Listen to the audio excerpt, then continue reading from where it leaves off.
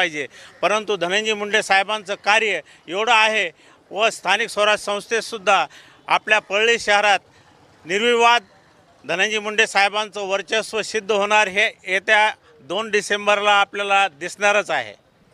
खरं तर मोठ्या प्रमाणात पाहिलं गेलं तर पंकजा मुंडे असतील, छगन भुजबळ असतील किंवा धनंजय मुंडे असतात, हे प्रत्येक वेळी जरांगे त्यांना निशाणावर धरत असल्याचं देखील पाहायला मिळते। कसं महाराष्ट्रातलं लोकप्रिय बहुजनांचं नेतृत्व म्हणून धनंजय मुंडेला पाहिलं जातं। तुम्ही कुठल्याही गावात घ्या, चंद्रपूरपासून ते बांद्र्यापर्यंत कोणत्याही गावात जा, धनंजय मुंडे गेले की लोक जमा होतात, घराडा घालतात, लोकांचं आकर्षण असणारा तो नेता आहे। मग ह्या नेत्याला बदनाम कसं करायचं, तर मग कुठल्या तरी षडयंत्रात ओवायचं, त्यांच्या घरगुती जीवनावर बोलायचं, त्यांच्या व्यक्तिगत जीवनावर बोलायचं, त्यांच्या कुटुंबावर बोलायचं आणि त्यांना सतत बदनाम करायचं। गेली 5 वर्ष झालं हे सतत चालू आहे। ते विरोधी